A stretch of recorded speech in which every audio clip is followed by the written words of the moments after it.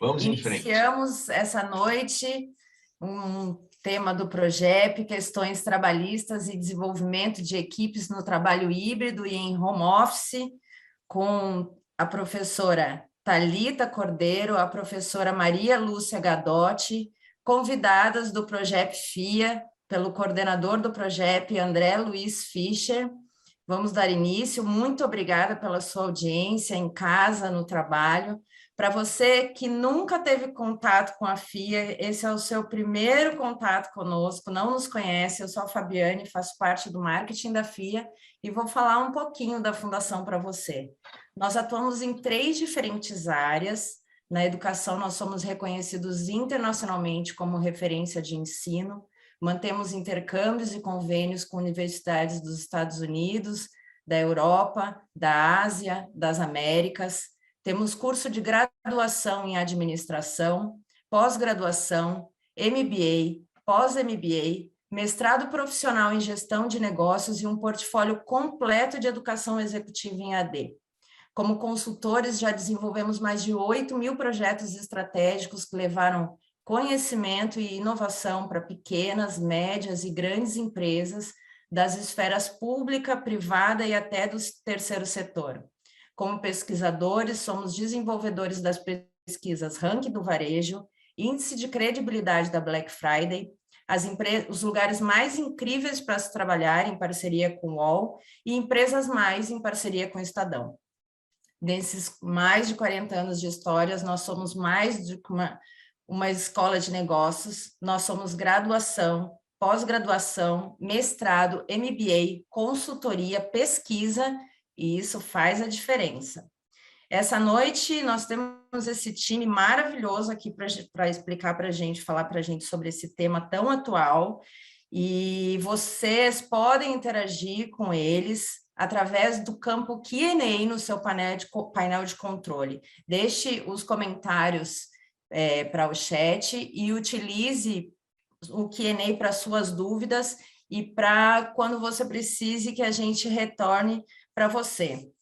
Está aqui essa noite com a gente a professora Thalita Cordeiro, que é mestre em gestão de pessoas e graduada em administração pela FEA-USP, possui especialização em psicologia social das organizações pelo Instituto Sede Sapiente, formação em consultoria pela Lumo e em coach pela Ericsson International. Atua há mais de 15 anos em gestão de pessoas, tanto em funções especialistas em desenvolvimento organizacional, engajamento, gestão de talentos e HRBP, quanto em funções de liderança e executiva, em organizações como Novartis, Rei Group, Zambon, Monsanto, Somos Educação.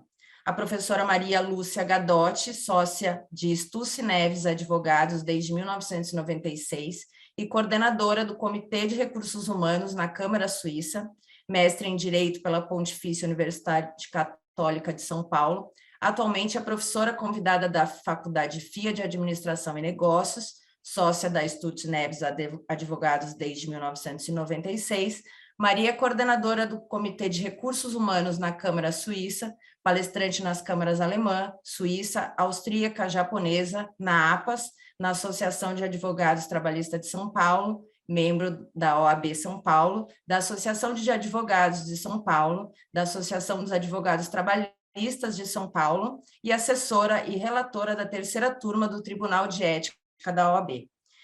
E apresenta o núcleo PROGEP para a gente e também vai falar hoje dos dados da pesquisa, não é, professor?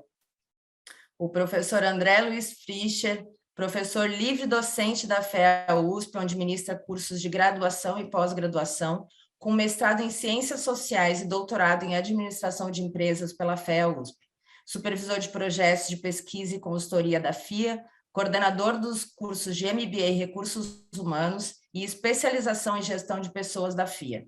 Consultor de empresas, docente e pesquisador nas áreas de tendências e novos modelos de gestão estratégica de recursos humanos, cultura, clima, gestão do conhecimento e da aprendizagem organizacional. É isso.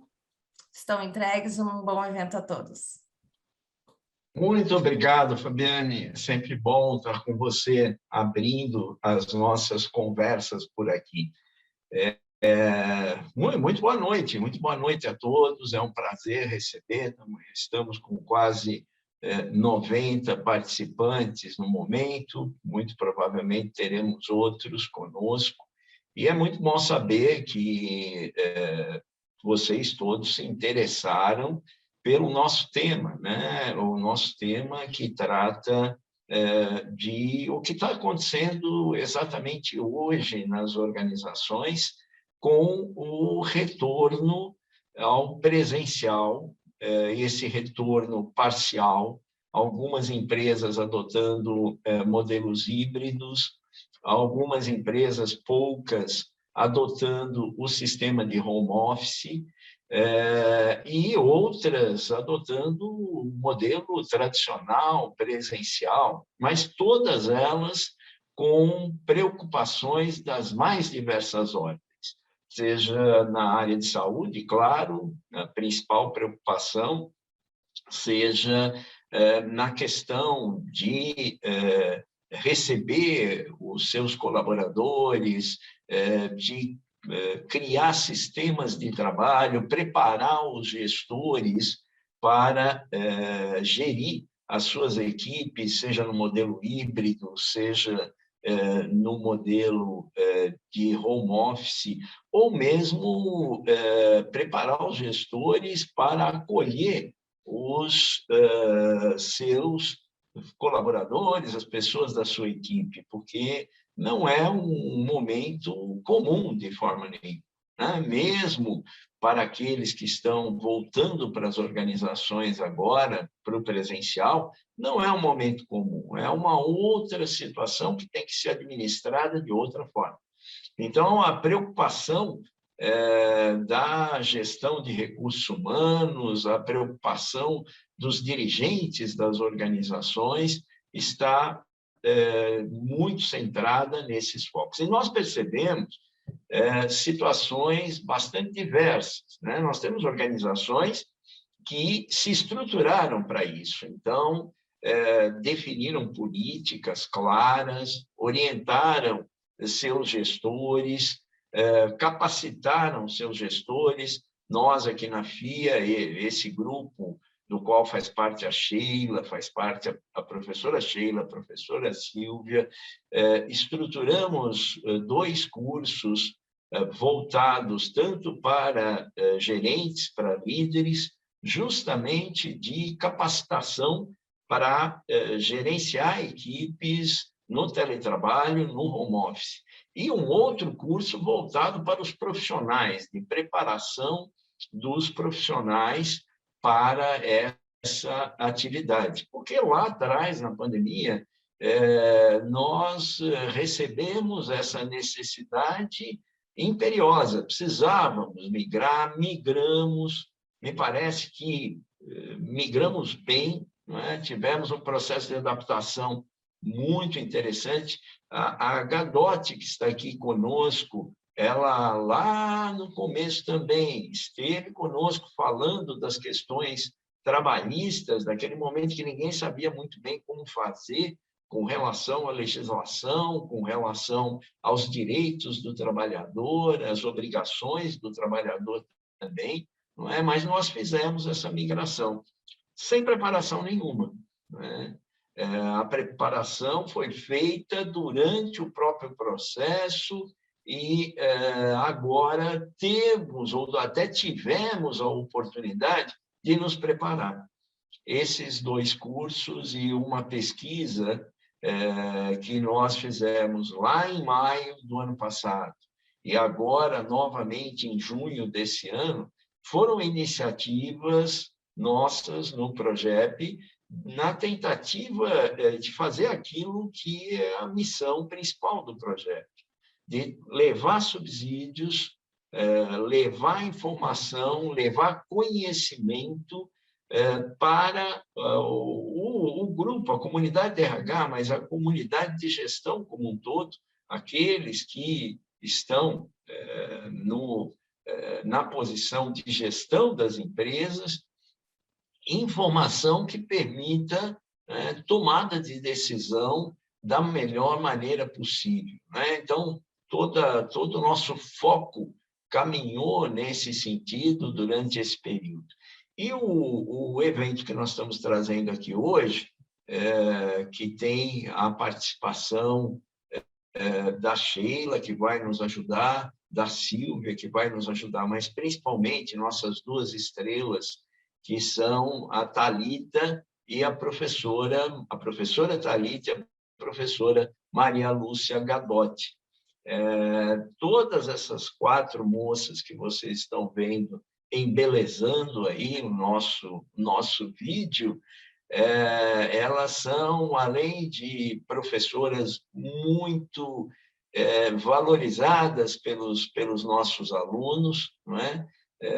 No presencial, no nosso MBA, no nosso curso de pós-graduação, são também professoras, como a Silvia, como a Sheila, do curso que está à disposição das empresas que queiram aplicar, é um curso assíncrono, aplicar, utilizar para preparar gestores e para preparar pessoas, né?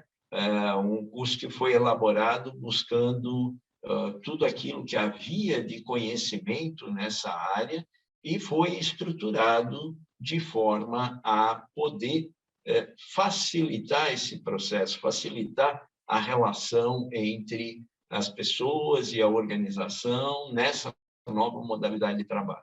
Mas eu dizia que tem empresas mais estruturadas, que definiram políticas, capacitaram pessoas, capacitaram gestores, estão ainda capacitando. Você tem outras empresas que estão ainda, né, tentando um pouco definir o que fazer. E algumas que estão fazendo de forma muito assistemática, criando uma situação, por vezes, muito difícil, muito incerta, não é? Onde as pessoas vivem um ambiente de incerteza, não sabem se vão trabalhar no presencial, não vão trabalhar em que condições. Tenho visto muito isso no mercado, na conversa com as pessoas que estão nas organizações ou que estão em nossas salas de aula. Né?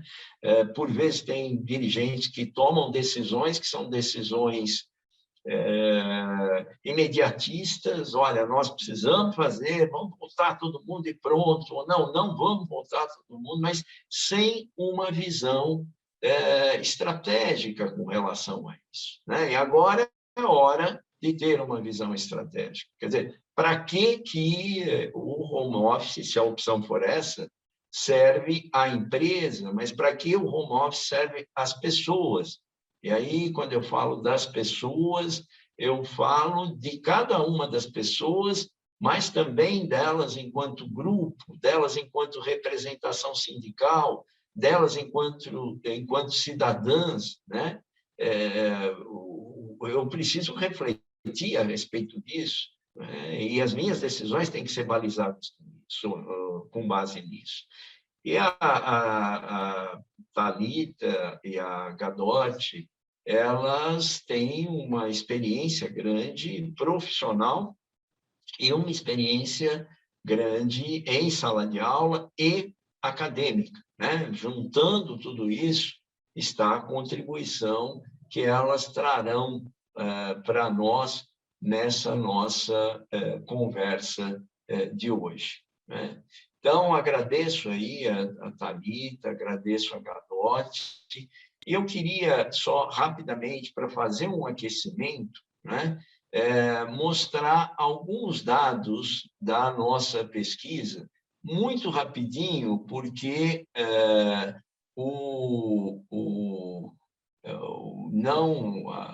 como eu disse, as estrelas não são, não é, de forma nenhuma,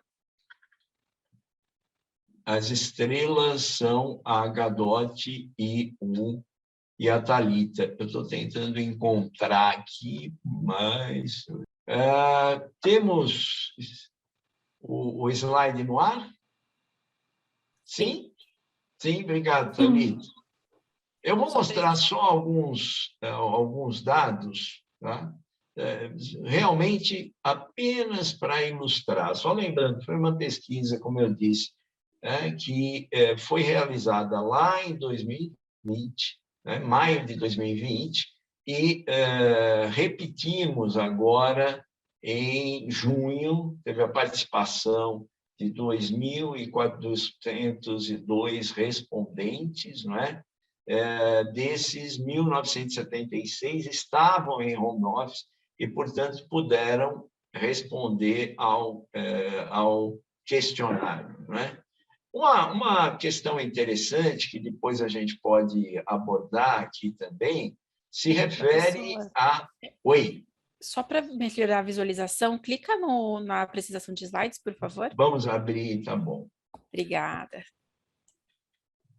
Uma coisa interessante e que nós devemos refletir a respeito é a questão da carga horária, né? As pessoas estariam trabalhando mais, estariam trabalhando menos, ou estariam trabalhando o mesmo do que no presencial. E o que a gente observa é que a jornada de trabalho é bastante extensa, né? Já era em 2020, vejam, 24%, 23%, depois passa a 24% em 24%, perdão, em 2020 e 23% em 2021, trabalha mais de 49 a 70 horas semanais. Se isso somado àqueles que falam que trabalham mais de 70 horas semanais, não é pouco,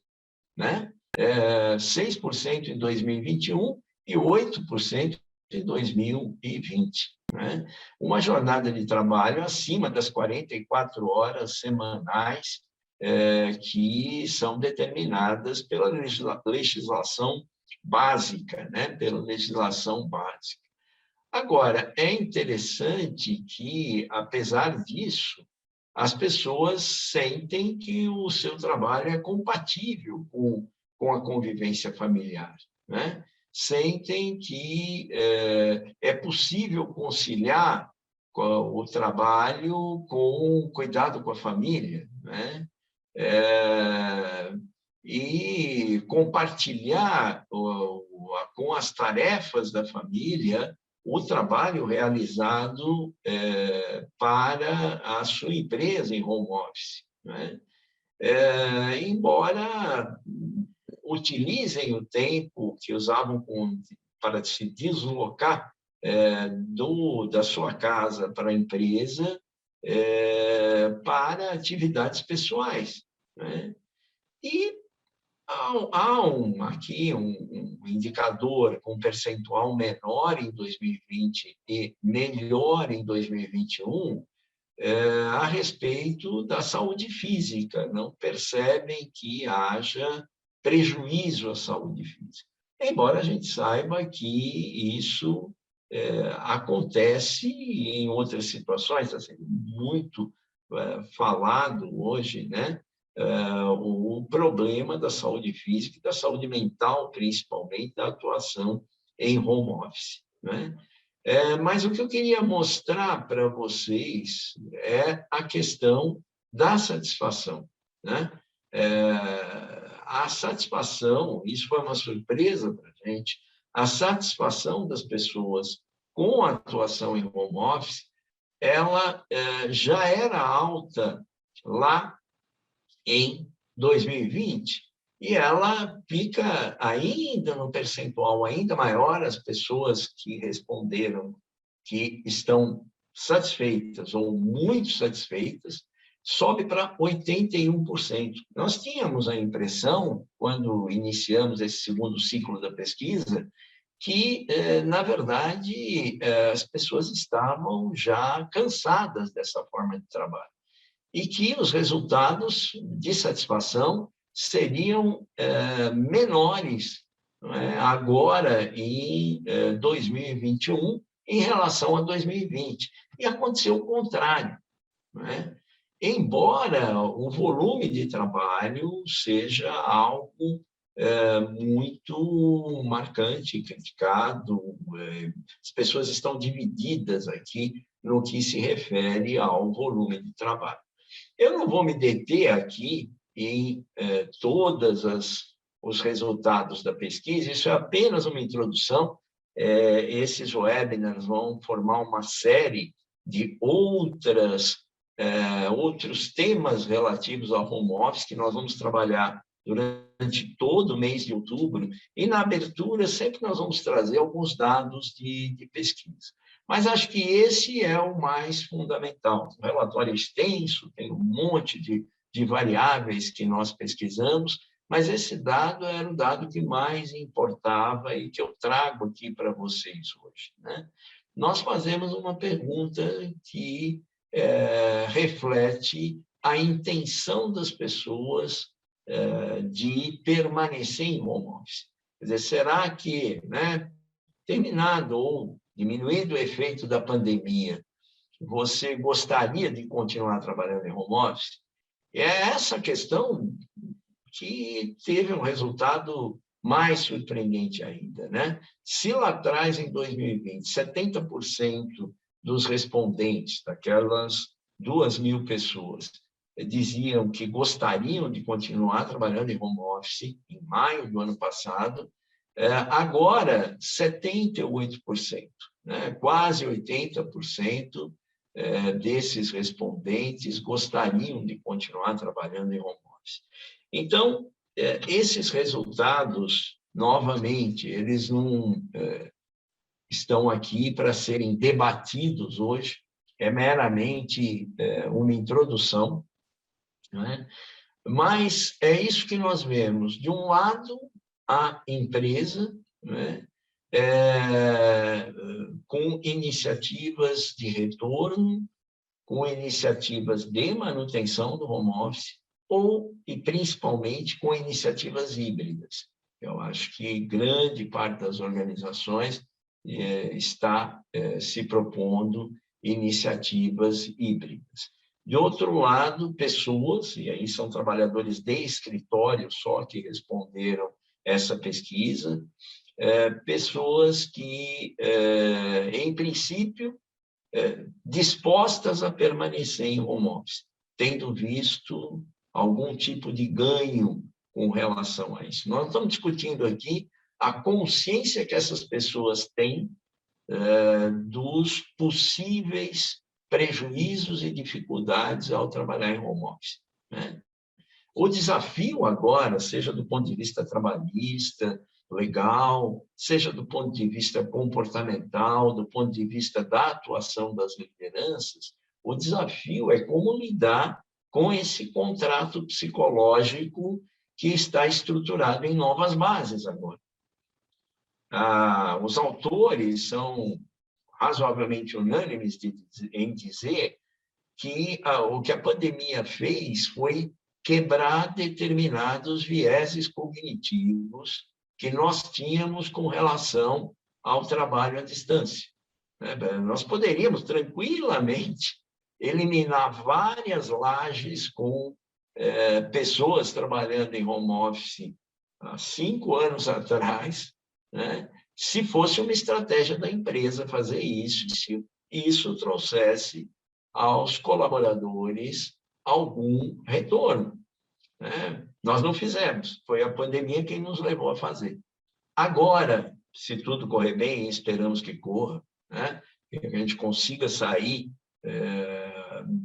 dessa situação terrível pela qual nós passamos e entrarmos numa nova normalidade, isso passa a ser voluntário de parte a parte, num certo sentido, né? Mas o poder da empresa, nós sabemos, é maior, e então é mais voluntário para a empresa do que para as pessoas, né? Como nós vamos lidar com isso, né? Quais são as questões trabalhistas, quais são as questões relacionadas com o desenvolvimento das pessoas, como a Thalita vai abordar, né? Que estão dadas. É isso que nós esperamos das nossas professoras. De novo, agradeço muito.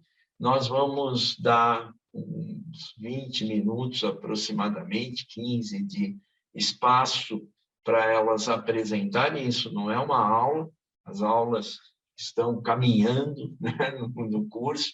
Isso é um estímulo à reflexão de vocês e a nossa reflexão conjunta, né? Esses 15, 20 minutos, Maria Lúcia e Thalita vão tocar em alguns pontos e depois nós vamos abrir por perguntas a serem feitas no próprio... não pode ser no chat, né? Depois a Thalita... no Q&A. Ok? Muito obrigado. Começamos com a Thalita? Pode ser, Thalita? Sim. Ótimo. Obrigada, professor.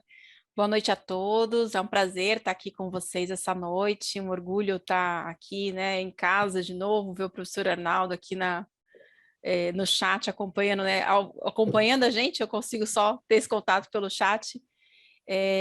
Mas é muito bom estar aqui na FIA, na FEA, né, na minha casa antiga, como disse a professora, desde criança, né, desde a graduação. Thalita, desculpe eu te interromper, mas eu fui mal educado com o Arnaldo. Arnaldo trouxe a turma do mestrado profissional da FEA, a turma que está conosco. Seja bem-vinda aí à turma do mestrado profissional da FEA. Arnaldo, uma honra ter você aqui com a gente. Obrigado, viu? Desculpe, Thalita. Eu já estou vendo o professor Arnaldo fazer uma pauta imensa para a discussão desses números em aula, né? Porque, nossa, quanto material o professor Arnaldo discutir com essa turma. Muito bem, gente. O meu olhar aqui e a contribuição que eu trago para essa discussão é um olhar de desenvolvimento organizacional, um olhar de desenvolvimento de equipe, né? E para a gente começar essa pauta, eu acho que é importante a gente falar dessa questão das perspectivas do teletrabalho. E a gente, né, como professor André, a gente teve que se adaptar no começo da pandemia a migrar para o home office, e era um contexto bastante confuso, incerto, difícil, e a gente teve que se ajustar com o que a gente tinha, não houve planejamento. Só que agora a gente está numa perspectiva completamente diferente, e aí a gente já começa a ter matrizes, né? A questão não é A ou B, a gente já entra numa complexidade muito maior desse processo da relação de trabalho, porque a gente tem duas grandes variáveis, né? Eu trouxe algumas referências de uma edição que acabou de sair da Harvard Business Review, e eu gosto dessa... a gente começa a ter estrutura para esse debate. Então, é importante que a gente pense em teletrabalho como muitas possibilidades de duas variáveis, tempo e espaço, né? Acho que eu estou fazendo sanduíche xixi, Silvia. Obrigada. No sanduíche xixi é para os mais antigos, que vai lembrar desse meme, né? Na época que nem existia memes, já tinha o sanduíche xixi. Então, é importante que a gente entenda imagino que você tenha uma visão do que significa home office ou trabalho híbrido.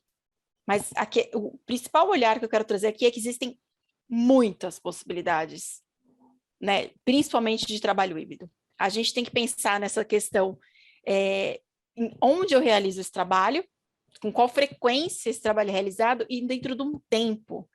Porque times remotos podem ser síncronos ou assíncronos, ou times híbridos podem ser síncronos ou assíncronos. Então, não basta estar algumas pessoas no mesmo escritório, elas também deveriam estar no mesmo horário, se comunicando pelo Slack, pelo WhatsApp, pelo Messenger, pelo canal que você tenha dentro da sua organização. E a gente também, no retorno ao trabalho, quando a gente começa a falar de híbrido, a gente tem uma outra variável que a gente não tinha no começo da pandemia. Quando o time todo está remoto, está todo mundo na mesma condição de acesso. Quando a gente traz o híbrido para a equação, a gente começa a criar condições desiguais na relação e no acesso às pessoas. É possível que, por exemplo, num certo contexto, algumas pessoas vão para o escritório 2 vezes por semana, outras vão nenhum, ou vão 1. Então, quem está no escritório, se é uma reunião de equipe, tem que ter condições de garantir participação de todos, independente do lugar onde esteja. E aí a gente comete aqueles erros clássicos, né? Todo mundo na sala de reunião e você deixa um computador ali no cantinho para a galera do home office. E não funciona, né, gente? Não sei se vocês notaram, a gente tenta, mas não funciona. Né? O ideal seria que todo mundo tivesse a mesma condição de acesso, de comunicação. Né? Então, o híbrido traz uma outra complexidade para essa equação. A gente achou que a vida já estava difícil e, como sempre no mundo, né, a gente entra em um outro patamar de complexidade, que é trazer esse híbrido e fazer dele uma realidade. Porque, como a gente viu nos números, as pessoas querem continuar em home office, mas tem muitas evidências que nem todas querem continuar 100% do tempo em home office. Algumas sim, outras não. Então, a necessidade do trabalho híbrido é ainda maior. E também tem essa imagem da Deloitte, do relatório da Deloitte, que traz essa lógica de um contínuo. Então, a gente pode pensar em dois grandes contínuos, né? Um contínuo de espaço e um contínuo de tempo, e muitas combinações de formato de trabalho, de lógica de trabalho. Tá? E daí a gente já começa a ter um exponencial de possibilidades. A Silvia chamou a atenção para mim desse artigo, ela também tinha lido, ela falou que gostou muito dessa frase, e eu trouxe para cá. Né? Se os líderes e gestores querem ter sucesso ao fazer essa transição, eles precisam fazer algo que não estão acostumados a fazer. Desenhar os arranjos de trabalho híbrido, tendo em mente questões individuais humanas, não apenas as institucionais. E aí entra a primeira fala que o professor André colocou. Não é só o interesse, o home office que funciona para a organização, é o home office que funciona para cada indivíduo, respeitando as suas necessidades individuais. Eu li também recentemente um artigo do Satya Nadella, o CEO da Microsoft, falando que o cuidado é a nova moeda no trabalho híbrido. Né? Essa questão do cuidado e o líder como grande cuidador, o grande embaixador desse processo, né, de respeitar as necessidades individuais das pessoas. Então, além do tempo e espaço, tem muitas variáveis que a gente tem que gerenciar num trabalho híbrido ou remoto. A gente tem que pensar em tecnologia, talvez isso a gente já está um pouco mais calejado, mas sempre está saindo novas possibilidades, meios de comunicação, horários, formatos de comunicação, rituais, né, em que momento as pessoas se conversam, se encontram fisicamente, virtualmente, quais são as pautas, fluxo e distribuição do trabalho, né, como esse trabalho vai ser dividido entre os membros do time, quando esse trabalho como que fica a passagem de bastão de uma pessoa para outra, de uma equipe para outra, a gestão individual das necessidades e expectativas, e essa é uma questão muito central nessas definições, e a colaboração, como eu garanto colaboração no ambiente remoto. Cada uma dessas bolinhas aqui dá aula, né? Inclusive algumas são aula do nosso curso que a Silvia colocou ali no chat. Então, a gente trabalha essas temáticas. Mas aqui eu quero trabalhar um pouquinho em desenvolvimento, que é a aula que eu dou no curso para os líderes, né? Mas eu quero destacar também desse artigo da Harvard Business Review um aspecto da segurança psicológica no ambiente virtual. Então, a gente tem ouvido falar muito de segurança psicológica, provado está que né, vou até colocar aqui nas palavras da Amy Edmondson, que é a principal referência nesse assunto, tem um livro dela que eu super recomendo, que chama Organização Sem Medo, para quem quer saber mais sobre segurança psicológica, mas tem muito material, tem o TED Talk dela, tem material do Google Aristóteles, que também é bem interessante sobre esse assunto. O Google faz materiais bem em inglês, mas está bem enxuto. A lógica da segurança psicológica é um clima da equipe no qual as pessoas podem fazer perguntas, colocar preocupações e ideias sem medo de repercussão pessoal. O espaço que eu posso ser eu mesmo dentro do time e me sentir à vontade dentro desse grupo, né? E é um forte preditor de efetividade do time. É um fator necessário para times de alta performance, e eu cito o Google Aristóteles porque foi o que o Google concluiu depois de um trabalho de 3 anos de People Analytics. Segurança psicológica era o primeiro item de times efetivos dentro do Google, no contexto deles.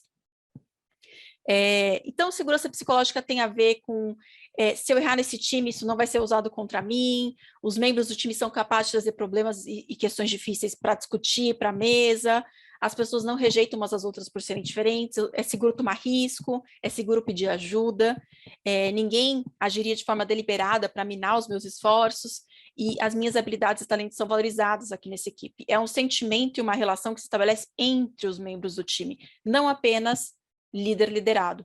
Esse vai ser um ponto importante. O líder tem um papel de movimentar isso entre os membros do time também. Quando a gente fala de efetividade de time, a gente nunca fala exclusivamente da relação líder-liderado. O líder tem que, né, agir sobre todas as relações da equipe. E é interessante que eu tô lendo, deve ser notícia velha, né, mas eu estou lendo aquele livro do Shackleton. Não sei se aquele explorador que foi para Antártida. Não sei se o senhor já leu esse livro, professor, é um livro antigo, que ele é muito conhecido como uma referência de liderança. E aí você vê as estratégias do Shackleton. Ele, por exemplo, uma coisa que ele faz, tem um cara que é um encrenqueiro, né? Eles estão presos, já dando spoiler aqui do livro, é uma história real de um viajante que foi fazer uma expedição na Antártida, e eles ficaram presos, o navio não deu certo, e eles ficaram andando no gelo lá por meses. E tinha um cara que era um encrenqueiro dentro do time, assim, ele era uma pessoa negativa, que levava as pessoas para numa situação que eles deveriam acreditar que eles eram capazes de sobreviver. E o Shackleton mantinha esse cara deliberadamente muito perto dele. Ele evitava que essa pessoa ficasse sozinha perto dos outros membros do time para não contaminar com algumas falas. E ele puxava a responsabilidade de lidar com essa pessoa mais difícil. Né? Então, acho que é um bom exemplo de como um membro do time garante esse espaço para que o time todo performe e se comunique com um grau de segurança psicológica, né? De você fazer movimentos que geram uma mudança na própria dinâmica do time. Muito bem, mas aí trazendo para esse contexto do teletrabalho, nesse artigo, a Amy Edmondson começa, né, e também o Mark Mortensen, trazendo algumas falas que estão na mente das pessoas. Né? Então, tem uma primeira fala. Nossa política é que as pessoas devem ir ao escritório uma vez por semana. Agora eles estão organizando uma reunião de equipe com 15 pessoas. Acho que algumas pessoas parecem se sentir confortáveis com isso, mas eu não estou. Eu tenho uma família em casa e temos sido muito cuidadosos. No entanto, não posso dizer isso na empresa. Como que eu vou dizer que eu estou com medo? E aí tem outra fala aqui do lado. Sentimos sua falta aqui com a gente, sua falta sua aqui no escritório.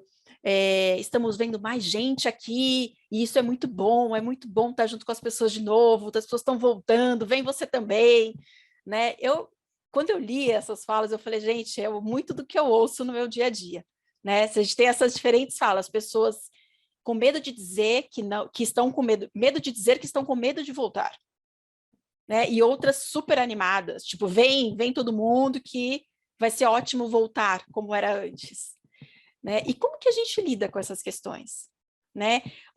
Quando a pessoa não tem espaço para dizer que ela tem medo, a gente está falando de uma baixa segurança psicológica. Eu não poder me expressar os meus medos dentro desse grupo. Então, que dicas que ela dá em relação à segurança psicológica dentro do contexto do teletrabalho? A gente começa a entrar numa seara que demanda muito mais compartilhamento de contextos pessoais. A gente já tinha essa ideia a gente sabe que a ideia de vida pessoal e profissional separadas é uma grande ilusão, e a pandemia quebrou isso, mas a gente tem muito, e até tem essas orientações para os líderes não entrarem demais na vida pessoal, cuidado com o que você pergunta, que é verdadeiro, a gente tem que tomar esse cuidado. A Marilisa já estava aqui de olho em mim, o que você vai falar, hein, Thalita? Mas, ao mesmo tempo, eu tenho que abrir o espaço para essa pessoa compartilhar comigo um contexto pessoal que seja relevante para a equipe. Tá? Então, não necessariamente é eu me intrometer, mas eu garantir que está claro que qualquer questão pode ser compartilhada. Né? Compreender esses contextos, mesmo que seja muito diferente do seu. Né? Respeitar essa privacidade, mas, ao mesmo tempo, considerar as necessidades. Então, expressar a necessidade é muito importante. Às vezes, nem sempre só com o líder. Às vezes, a gente precisa compartilhar esse contexto com todo o time, né? E aí, a gente estava conversando aqui no começo, né? Os cachorros da Marilúcia que estavam se matando lá. Ela falou, gente, eu tenho meus cachorros, eu tenho um histórico aqui de quando eles começam, eles não param. Eu preciso parar aqui e sair dessa reunião, né? E às vezes assim, mas como que eu vou falar isso? Aí desliga a câmera, sai da reunião, pega muito pior, e as pessoas falam, pô, a Maria Lúcia é descomprometida, não tá nem aí, desligou, saiu andando, e não entende, porque ela simplesmente não comunicou o que estava acontecendo. Aqui eu estou dizendo um detalhe menor, mas vamos supor, às vezes é uma situação de alguma pessoa na casa que precisa de assistência, alguma condição de saúde, alguma outra questão que talvez seja um pouco mais delicada da gente trazer. Então, a gente precisa de segurança psicológica para ter essa conversa. Então, mais um motivo pelo qual vale a pena a gente trabalhar segurança psicológica dentro dos times. E é um desafio trabalhar confiança e segurança psicológica em times remotos, né? Exige muito do líder de ter essa habilidade de abrir esse nível de diálogo, que exige um espaço tanto individual, então a gente fala que one-on-one, reuniões individuais, são fundamentais no ambiente remoto, é uma prática que precisa acontecer com uma certa frequência, e momentos também do time, de compartilhamento com o time. E uma prática super simples, que não leva tempo, é você começar uma reunião, por exemplo, sempre com um check-in, perguntar como as pessoas estão, né? E que pode até ser, se você quer fazer com muita gente, vai demorar para falar, faz no chat, abre o Mentimeter, é um aplicativo gratuito que você pode fazer isso, mas de dar esse espaço para as pessoas se conectarem pessoalmente com o grupo, né? E às vezes não um check-in de um grupo pequeno, que todo mundo fala, olha, hoje foi meio difícil, realmente fez 1 ano da morte de uma pessoa muito querida para mim, e eu estou mexido com isso. É importante que os membros do time saibam. Então, a gente abre essa possibilidade. Eu preciso trazer isso no check-in? Não preciso. Mas se tem segurança psicológica, eu trago. E também é ovo e galinha, né? Quanto mais espaço eu vou abrindo, mais chance tem das pessoas irem falando. E quando um fala, o outro começa a falar também. Então, 5 passos aqui que ela dá para criar essa cultura de segurança psicológica, que inclui aspectos mais amplos da experiência do empregado. Primeiro, compartilhar a responsabilidade sobre o problema, né? Então, gente, como a gente faz para ser... O líder não precisa tomar todas as decisões sozinho.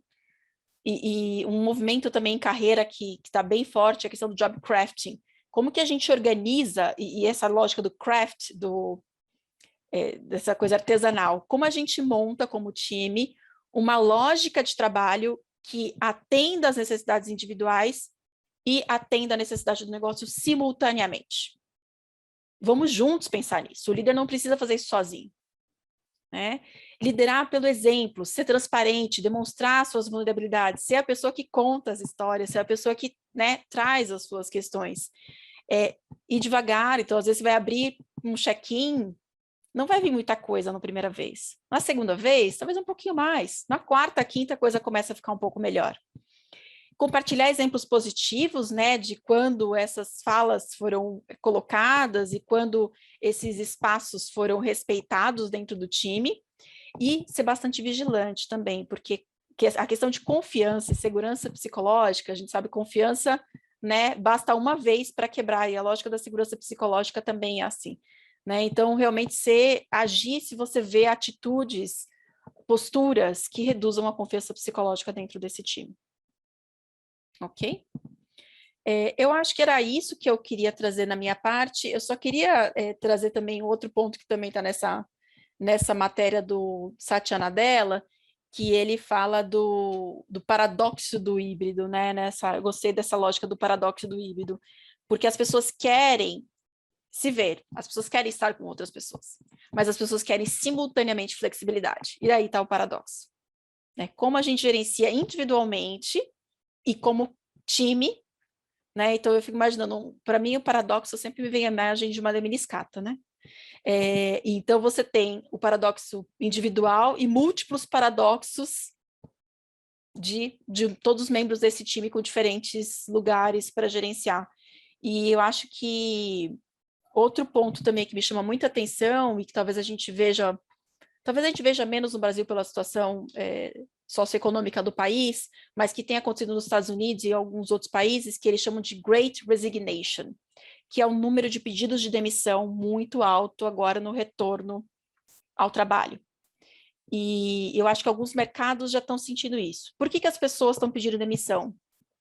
Tem uma questão de não aceitarem, a flexibilidade ser muito importante, então se for para voltar presencial, eu não volto, né? Então a flexibilidade aumenta na hierarquia de valores. As pessoas fizeram arranjos de vida e não querem voltar atrás em seus arranjos de vida. E tem também uma questão do propósito do trabalho. Então, depois da pandemia, depois de ver um monte de coisas, talvez perder alguém querido, eu repensei o significado do trabalho para mim. Eu não quero continuar trabalhando 70 horas semanais. Eu fico pensando aqueles pensamentos, né? Será que as pessoas sobreviveram para responder a segunda pesquisa, quem estava nas 70 horas semanais? Por isso, será que diminuiu por uma coisa meio darwinista, né? Não sobreviveram para responder a segunda etapa da pesquisa? Mas essa coisa do porquê eu trabalho. E aí o número de pedidos de demissão aumenta significativamente. Isso acontece nos Estados Unidos. Lembrando que o nosso retorno está acontecendo agora. Então, são movimentos que as organizações estão muito atentas para entender se a gente vai ter um grande número de pedidos de demissão também no Brasil. E aí a gente tem diferencialidades no Brasil. Talvez o trabalhador do conhecimento, aquele trabalhador altamente escolarizado que tem muitas oportunidades de emprego, pode sim entrar nesse movimento do que eles chamam de Great Resignation. Para a gente ficar atentos, coloquem no chat se vocês estão vendo esses movimentos, que eu acho que é um tema super emergente, né, professor de pesquisa, para a gente conversar. Maria Lúcia, passo para você aqui. O professor quer comentar alguma coisa? Não, Thalita, sim, sempre um sentimento de realização muito grande ver você, viu? Você como professora, né? Que eu, como você disse, eu conheço desde pequenininho. Um velho professor olha isso e fala, puxa, ó, tá vendo? Vale a pena mesmo, né? E realmente o que você está nos dizendo, essa ideia de segurança psicológica e de medo, né? O medo de dizer que tem medo, né? É fundamental nesse momento, porque as pessoas, veja, o trabalho presencial, o líder e a sua equipe, todo mundo junto no mesmo lugar, ele nasce como uma cópia da vida industrial clássica, né? Onde todo mundo tem que estar no mesmo lugar e na mesma hora, porque assim eu posso ser vigilante com relação às pessoas, daí elas vão fazer o que deve ser feito, né? É um contrato psicológico baseado em coerção, né? Se eu perceber que tem alguma coisa errada, eu vou lá e conserto. Então, ele não é pautado pela confiança. E a cabeça gerencial, ainda, em grande parte, no Brasil, ela ainda é orientada nessa direção. A pandemia quebrou isso e mostrou que era possível uma coisa diferente que aponta para o futuro. Nós não podemos imaginar que daqui a 20 anos, 10 anos, que seja, nós vamos estar nos nossos escritórios trabalhando, passando cartão eletrônico, para que o líder possa chamar para reunião a hora que ele quiser, todo mundo, porque está ali do seu ladinho. Não vai acontecer isso, né? Vai ser todo mundo vai trabalhar à distância? Não, mas também não vai ser a mesma coisa. E o medo e a segurança psicológica são questões fundamentais nesse momento. Como é que a pessoa está entrando agora dentro do ambiente presencial, né? Bacana, Thalita, coisas novas e interessantes para a gente refletir mesmo. Obrigado. Professora Maria Lúcia Gadotti, a mais laureada pelos seus alunos, agora devidamente qualificada para o seu doutorado, que coisa maravilhosa, parabéns. Nos dê a honra, Gadotti, por favor. Obrigada, André. Mais uma vez aqui estar com vocês, sempre um prazer. Vou colocar aqui no meu cronômetro, porque eu sou conhecida por falar muito. Thalita foi, eu diria, suíça na precisão da apresentação e do horário, então eu também vou ter que ter essa obrigação de seguir essa cronologia que a gente criou. Né? Eu vou compartilhar aqui minha tela com vocês também. No exato ponto em que a Thalita parou, então estou aqui. Estão vendo direitinho? Sim. Sim, podemos ir, então. Espera só um pouquinho que aqui aconteceu alguma coisa que não está... Vocês estão vendo a apresentação, certinha? Não, falta colocar ampliado. Foi? Não tá no modo... Agora sim. Tá, né? Ah, então tá bom. A Thalita é mais nova, ela consegue fazer mais rápido que eu. Bom, gente, boa noite a todos.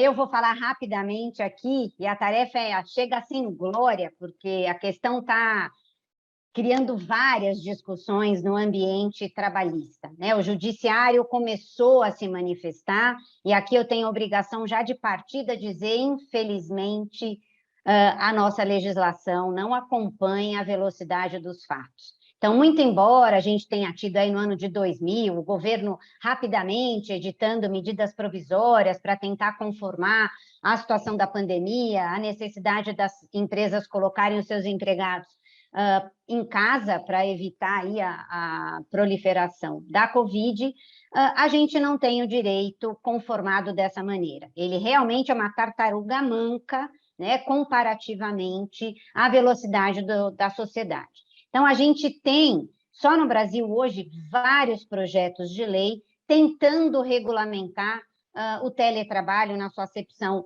mais geral possível, né? E, infelizmente, já adianto para vocês, nenhum projeto vai responder ao que a Thalita trouxe agora e ao que eu vou trazer. Já falo para vocês, muitos questionamentos que a gente tem recebido não serão respondidos por esses textos legais. Então, a primeira coisa que eu pensei em trazer hoje aqui, exatamente por conta do nosso público FIA, é que a OIT já se preocupou com essa história do trabalho à distância desde 2000. Desde abril de 2000, a gente tem uma convenção da OIT tentando regulamentar essa história minimamente, tá, gente? Ela é bem pequenininha, tem uma página e um pedacinho, tentando dizer como é que deve ser a realidade de trabalho de pessoas que são colocadas fora do ambiente empresarial. Apesar dela existir desde abril de 2000, ela só conta com 12 ratificações. Ou seja, de todos os membros da OIT, inclusive membros fundadores, como o Brasil, só 12 ratificaram essa convenção, e que a gente possa dizer aí, falar, puxa, potências econômicas, a gente não tem muitas, basta a gente olhar aí, que a gente está falando de Albânia, Antigua e Barbuda, Argentina. A Argentina recentemente editou uma lei sobre o teletrabalho, Bélgica, Bósnia e Herzegovina, Bulgária, Finlândia, Irlanda, Holanda, Macedônia do Norte, Eslovênia e Tajiquistão. Não tem outros países do nosso ambiente habitual executando essa norma coletiva, que é essa consolidação da Convenção 177 da OIT. Tem gente, inclusive, que critica muito a OIT, diz que ela tem um pé fora da normalidade, que fica criando um monte de coisa que não reflete a realidade empresarial. A gente não pode esquecer que ela, unida à Organização das Nações Unidas, elas se preocupam com questões filosóficas de valores e de uniformidade de comportamento no mundo. Nesse caso aqui, ela efetivamente trata da igualdade de tratamento entre os home workers e os normal employees, ou seja, ela quer que não se faça distinção entre o empregado tradicional, localizado ou colocado dentro de uma realidade mais estanque, digamos assim, e os home workers que pode trabalhar de onde estiver.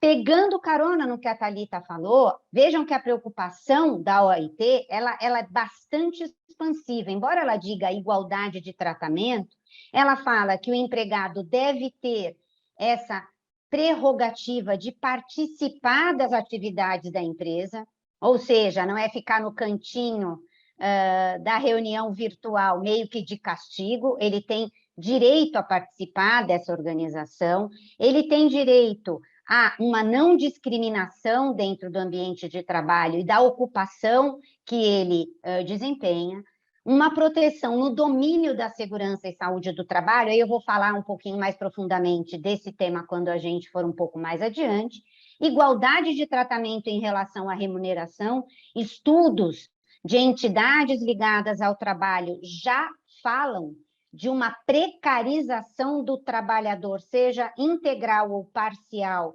fora do ambiente da empresa, ou seja, a gente oferece pacotes remuneratórios inferiores a quem não está na organização, fisicamente falando, a questão da proteção legal da Seguridade Social, e isso aqui depois a gente vai falar um pouquinho também sobre alguns países que estão recebendo trabalhadores, mas que não oferecem esse tipo de segurança, o acesso ao treinamento, a idade mínima de admissão e a proteção à maternidade. Essa questão da proteção à maternidade, eu já coloco aqui de partida um desafio que as empresas no Brasil estão enfrentando. O governo federal resolveu que mulheres grávidas, nessa época de pandemia, não só na época das medidas provisórias, mas ele entendeu esse ano que mulheres grávidas não podem ficar no ambiente empresarial, elas devem necessariamente ser afastadas e ficarem em regime de teletrabalho, seja aí em quaisquer das suas acepções. Como é que a gente resolve se algumas atividades não são execuíveis no ambiente de teletrabalho? Pior ainda, quando a pessoa sequer tem essa estrutura para prover o trabalho, e quem paga esse custo, que é uma questão que o governo também não se preocupou, já temos aí a judicialização do tema, as empresas indo à justiça e falando, olha, eu não tenho como arcar com esse custo, já que o governo decidiu que o governo proveja esse auxílio na forma de, seja auxílio-doença ou mesmo de um salário maternidade pago pelo INSS. Mas aqui até que é fácil da gente resolver. Começamos a entrar num ambiente difícil.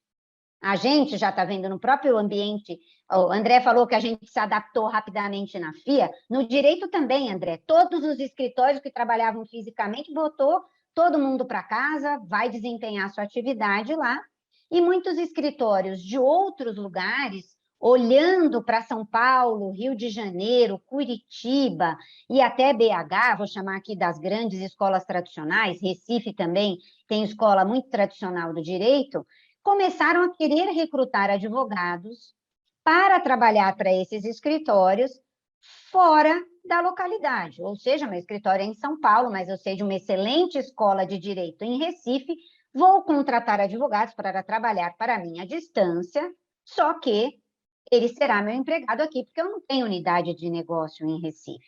Qual a legislação que eu vou aplicar? Qual a OAB que eu vou pagar para esse profissional? Porque a gente tem as OABs, elas são, vamos chamar, regionais. Então, cada um aqui, eu, por exemplo, tenho mais de uma autorização para funcionar no Brasil, só que eu tenho que pagar uma anuidade separada. E assim, na grande maioria das profissões regulamentadas. Qual é o sindicato que eu vou observar? O da Sociedade de Advogados de São Paulo ou da Sociedade de Advogados do Pernambuco? E isso aqui eu estou trazendo um exemplo prático da minha profissão, mas em todas as profissões a gente começa a enfrentar esse tipo de discussão. Durante o restrito aqui ao ambiente nacional, até é mais fácil da gente gerenciar. Mas eu estou com um caso, por exemplo, que o nosso cliente é de São Paulo, mas a unidade de negócio que está contratando é no Rio de Janeiro, embora não tenha existência jurídica regulamentada no Rio de Janeiro, e o trabalhador é cubano, só que mora no Equador. Qual é a legislação? Mora e vai continuar morando no Equador, porque a esposa é equatoriana e não tem interesse de vir para o Brasil. Como é que eu resolvo esse imbróglio? É uma empresa selecionando um cubano em território equatoriano. Como é que eu faço o pagamento disso? Como é que eu tributo isso? Como é que eu entrego direitos brasileiros? Porque a partir do momento que eu transito esse cara na minha folha de pagamento, o Ministério do Trabalho, ressuscitado recentemente, né, gente, que ele tinha morrido e ressuscitaram, vai olhar isso no e-social, vai falar, peraí, esse cara é cubano. Se ele é cubano, ele tem que ter um visto de trabalho. Eu tinha que embolar um pouco esse meio de campo, né, Thalita? Não ia ser tão fácil assim. Então, são questionamentos que a gente está começando a enfrentar. Pior ainda, trazendo aqui o desafio da Lei 7.064, que é a lei da transferência, a lei que a gente apelida Mendes Júnior, né? Aquela história dos engenheiros que foram sendo transferidos para o Iraque para trabalhar nas construções civis no Iraque e que acabou, por uma alteração legislativa, inspirando todas as transferências de empregados nacionais para trabalhar no exterior. temos vários casos agora, a empregada saiu daqui, ou um empregado, acompanhando o seu cônjuge para executar alguma atividade lá fora, a empresa manteve o posto de trabalho porque interessava, e agora já começam as discussões. Isso é transferência internacional, na acepção jurídica do termo? Eu vou ter que pagar adicional de transferência para essa pessoa? Vou ter que designá-la para alguma empresa integrante do meu grupo econômico localizada naquele país para poder prover o mínimo de segurança social para ela? Vejam, parece que é coisa simples. Até elegi aqui uns casos complexos, tem coisa que é muito pior. Atendendo aí um pedido da Thalita, eu trago a questão da jornada de trabalho, porque enquanto a gente teve a medida provisória dizendo teletrabalho, teoricamente a gente teve uma segurança jurídica. Tinha uma MP dizendo que todo mundo que estava em casa era teletrabalho. Pois é, gente, era uma questão formal isso. Por quê? Botei todo mundo para casa, mas eu tenho, falando de liderança preparada para lidar com o teletrabalho, eu tenho uma liderança que não tem preparação para lidar com os empregados à distância, essa liderança vai lá e controla o horário dessas pessoas, dá bronca nos sistemas de controle da empresa, dizendo, amigo, você tinha que ter se conectado às 9, você não fez login às 9 horas. Onde é que você estava? Isso, gente, já descaracteriza essa exceção legal, de uma maneira muito simples, não vou nem falar de outras coisas mais complexas. Decidi, por exemplo, contratar um brasileiro que está lá fora, esse não foi nem transferido. Soube de que esse cara é muito bom, mas ele está fazendo, por exemplo, alguma coisa lá em Princeton, em Harvard, não tem interesse de voltar para o Brasil, mas o cara me interessa, é um super talento, a atividade que ele desempenha admite a prestação à distância, ele é brasileiro, sendo contratado por uma empresa brasileira, só que ele está nos Estados Unidos. Como é que eu manejo essa situação legalmente? Vocês vão falar, como é que a jurisprudência está atuando? Eu posso dizer para vocês de uma atividade econômica que a gente lidera muito no escritório, que é a atividade marítima. O cidadão é brasileiro, é contratado para trabalhar em navio que cruza o mundo todo, muitas vezes nem toca a água jurisdicional brasileira, e a jurisprudência brasileira decidiu que só por ele ser brasileiro, ele ter feito uma entrevista eletrônica, seja por Skype, seja por Teams, por Zoom, o que se aplica é a legislação nacional, porque ele é brasileiro. Se vocês forem, joga no Google, isso vai sair lá, legislação brasileira. Agora, graças a Deus, em relação a esse assunto, Brasil ratificou a Convenção 186 da OIT, ratificando essa convenção que uniformiza o tratamento aos marítimos no mundo, automaticamente a gente vai ter que ter uma mudança na jurisprudência nacional para entender que esse trabalhador que não tem domicílio, o domicílio dele é uma embarcação que transita pelo mundo todo, ele não tem direito à legislação nacional, ele tem direito a uma legislação padronizada por uma categoria que também é mundial, que é a ITF, que é a International Transport Workers Federation. Quem sabe no futuro nós teremos uma organização que aglomere os empregados virtuais, seja de que natureza for, né? O nômade digital, o próprio teleworker, o que for, porque a gente ainda tem uma questão aí que é a discussão de vínculo de emprego ou não, porque algumas atividades hoje estão sendo prestadas de maneira independente, isso quer dizer por cooperativas de trabalho, por empresas de prestação de serviço, esse profissional montando uma empresinha que depois também pode discutir o vínculo de acordo com a legislação nacional. Peguei essa figura aqui de uma matéria na Você S.A. Vejam que a pessoa aqui está praticamente enrolada num cobertor. Você está vendo um pico lindo, parece até o Monte Fuji ao fundo. Ela está tentando participar de uma reunião, já praticamente como se estivesse participando das Olimpíadas no Japão, morrendo de sono, caquética, né? Ali realmente querendo encostar o esqueleto, mas ela tem, pelo lugar que ela tem que se conectar a uma reunião que não está necessariamente acontecendo durante o seu dia. A gente vê aí, a Thalita está com fundo de tela que nós estamos durante o dia, né? Mas, infelizmente, essa vai ser uma situação que, com o tempo, A gente vai ver. E como é que nós vamos lidar com isso? Porque essa pessoa vai participar da reunião às 8 da noite dela, mas aqui será 8 da noite, vai ser 10 da manhã, o que for. No horário que ela deveria estar descansando, ela não está. E no horário que ela deveria estar trabalhando, ela está trabalhando. Quando é que essa pessoa tem o direito ao descanso? Quando é que essa pessoa tem o direito à desconexão? Que é um elemento que tem sido muito discutido. A gente já tem, por exemplo, a França regulamentando o direito à desconexão, ou seja, proibindo mesmo, a gente já tem várias empresas alemãs para as quais a gente trabalha, que o WhatsApp, como metodologia ou forma de contato nas empresas, está, inclusive, proibido, exatamente para fazer com que essa rotina de trabalho seja interrompida. Mais um desafio que a gente tem aqui. E se a empresa adota, de alguma maneira, não só fisicamente falando, seja um app, seja um sistema, mesmo o controle indireto pelo superior hierárquico, pela liderança, pode ocasionar uma desconfiguração desse teletrabalhador que não tem jornada.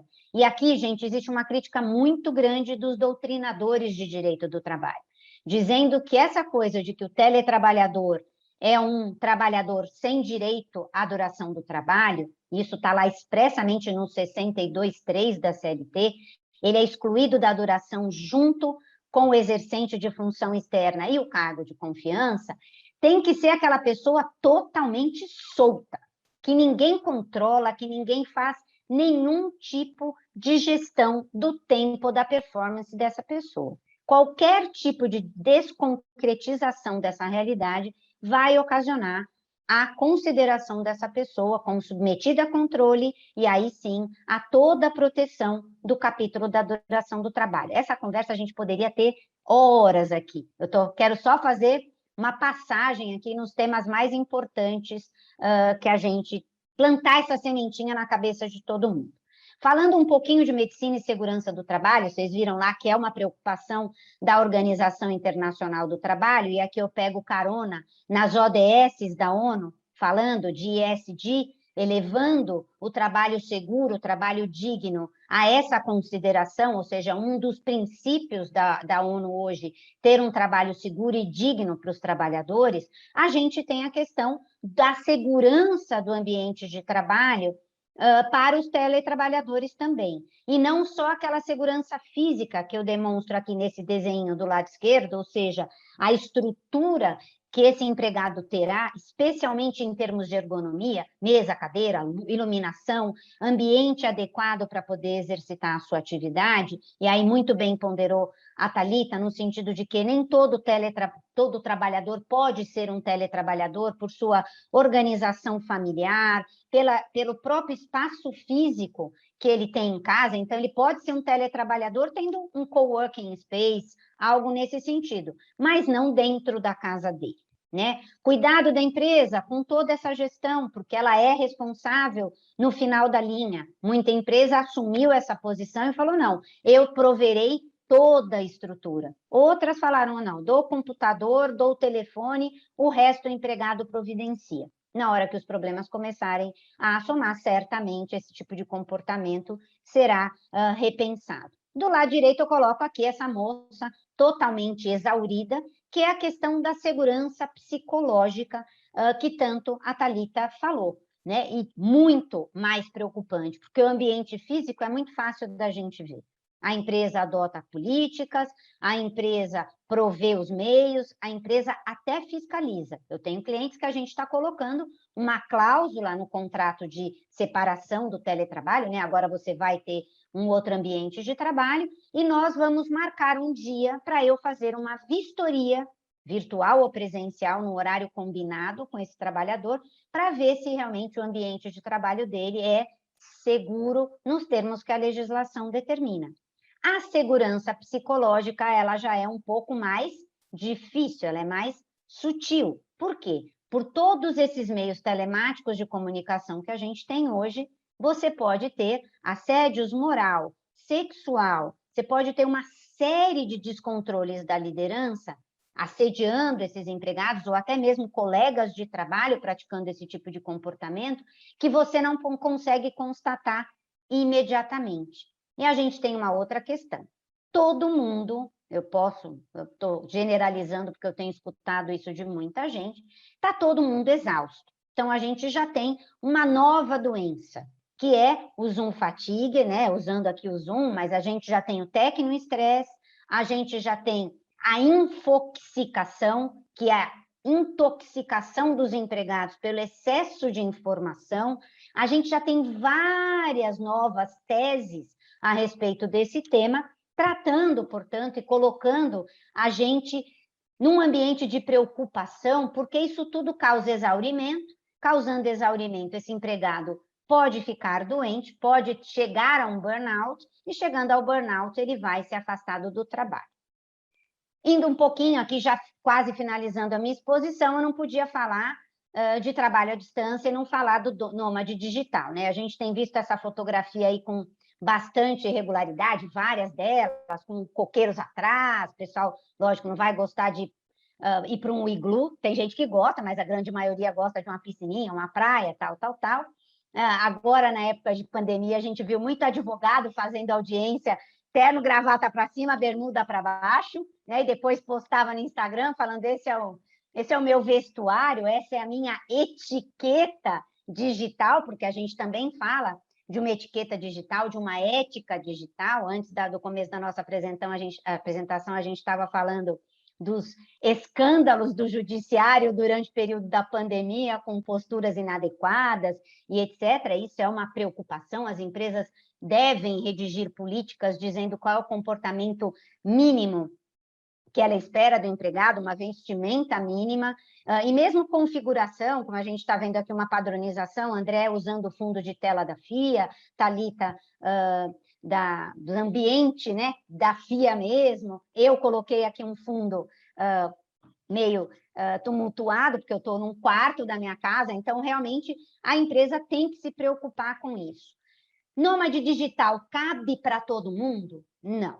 Sem a mínima dúvida que muitas empresas não vão ter esse tipo de perfil de admitir nômades digitais, e muitas profissões também não vão admitir esse tipo de situação. Já tem aqui uma pesquisa dizendo que quem é o Blazer, né, aquele que concilia business and leisure, tem um maior equilíbrio entre vida profissional e vida pessoal. Eu acho, gente, que a gente também está numa época ainda, apesar de já estar há bastante tempo aqui de castigo da pandemia, ainda tem uma empolgação muito grande com essa coisa da gente achar que tudo é possível ser feito no virtual. Eu já tenho várias empresas que disseram, não quero mais virtual, como o André mesmo disse, eu quero todo mundo aqui. E os empregados realmente se incomodando, porque se acostumaram, de uma certa maneira, a ter esse equilíbrio, embora tenha tido aí uma série de coisas, escola de filho, aquele caos de conciliar, cozinhar, limpar a casa, atender as demandas. Tem muito empregado, principalmente em grandes cidades como a nossa, que não querem mais perder 2, 3 horas no trânsito e querem utilizar esse tempo para outras finalidades.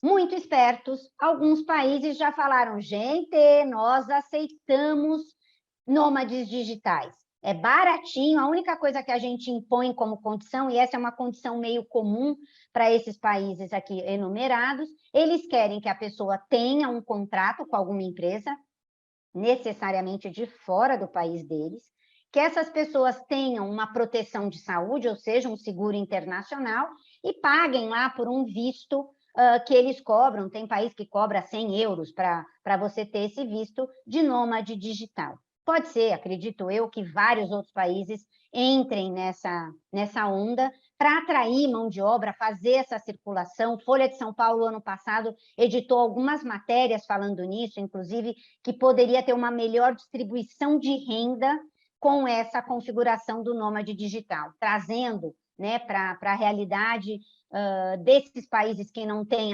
atratividade, porque as atividades econômicas não são atrativas, trazendo outras pessoas para morarem ali por conta de benefícios fiscais, como a gente tem aqui no Brasil, já teve muito tempo, disputas fiscais entre municípios e estados para atrair investimentos, empresas mudarem os seus sites para outros estados, porque ICMS era menor, porque ISS era menor. Quais são os desafios aqui, as características desse cara que trabalha from anywhere, né? Ele pode definir, se ele for contratado nessa condição, ao contrário de qualquer trabalhador formal, ele pode alterar com maior facilidade o seu local de trabalho, porque o trabalho o acompanha, não é ele que acompanha o trabalho. Então, ele pode estar um dia na Austrália, no outro dia na Nova Zelândia, no outro dia na Tailândia, fazendo exatamente a mesma coisa. Qual que é o desafio aqui? Normalmente, esses caras estão fora, estão ao largo da proteção da legislação trabalhista, seja do país em que eles estão alocados, seja do país em que eles foram contratados. Se é brasileiro, tem uma questão pior ainda. Foi embora, tem que fazer declaração de saída fiscal.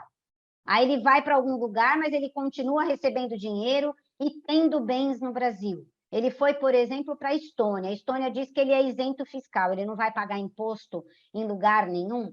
Se a gente já tem discussão de robô para pagar tributo no país em que ele está alocado, imagina a gente, né, que tem bens e etc. É verdade, Thalita. Tem robô com discussão aí se paga tributo, se não paga tributo, imposto de renda. Né? Então, são questões importantes. Outra questão importante é a previdência. Esse trabalhador está lá solto, não contribui para nenhum sistema previdenciário, fica doente. Quem vai nutrir esse período de afastamento, esse período em que ele está longe da capacidade de trabalho? É um trabalho livre e flexível, o que atrai determinadas categorias de trabalhadores, normalmente das gerações mais jovens, que têm, como a Thalita frisou, propósitos de vida diferentes de determinadas gerações, que são mais soltos mesmos e que têm outros pressupostos, que pensam a vida de maneira diferente. Não estou fazendo aqui nenhum juízo de valor, estou dizendo que é simplesmente diferente. As empresas, por outro lado, têm uma facilidade de acesso, porque elas podem comunicar-se com essas pessoas a qualquer horário, como a gente viu ali na imagem. Eu ia até colocar um zumbi, mas achei melhor que o zumbi ia ficar meio mal, coloquei a pessoa ali enroladinha no cobertor. O que esse Worker for Anywhere tem que ter? Uma auto-organização, tem que gerir muito bem o tempo e a produtividade dele.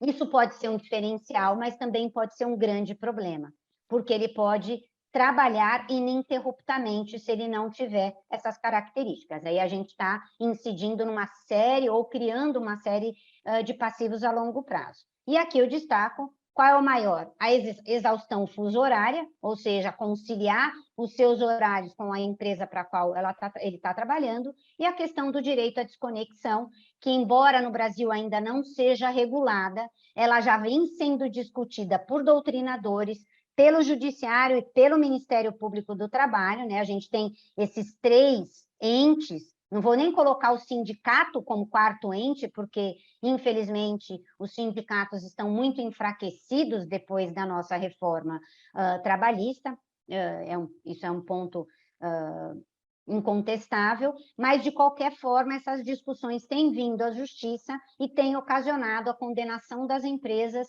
principalmente quando o empregado adoece ou quando ele enfrenta alguma questão pessoal, perdas pessoais, seja uma separação, seja problemas de família, que você acaba ocasionando, e eu termino aqui a minha exposição, o dano existencial, que vai além do dano moral.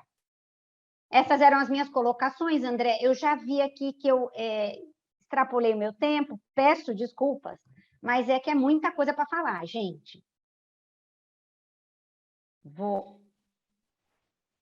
Não, você não extrapolou, não, Gadotti. Acho que foi ótimo você trazer essa ideia, né, mais radicalizada do nômade digital, porque nos dá cria esse tipo ideal, né, nos faz perceber aquilo que pode acontecer, né? Agora, eu acho que trabalhando aí com o que a Gadotti trouxe, o que a Thalita trouxe também, eu vejo que, nesse momento de retomada das empresas, né, aparece aí o cuidado como a Thalita disse, o cuidado com a pessoa especificamente, né? Embora seja necessário a criação de políticas, até porque essas políticas protegem a empresa, a Maria Lúcia está demonstrando aí para a gente, essas políticas, elas estão necessariamente, devem estar em linha com a legislação, então isso sendo divulgado está presente para todos os líderes e para as pessoas também, né?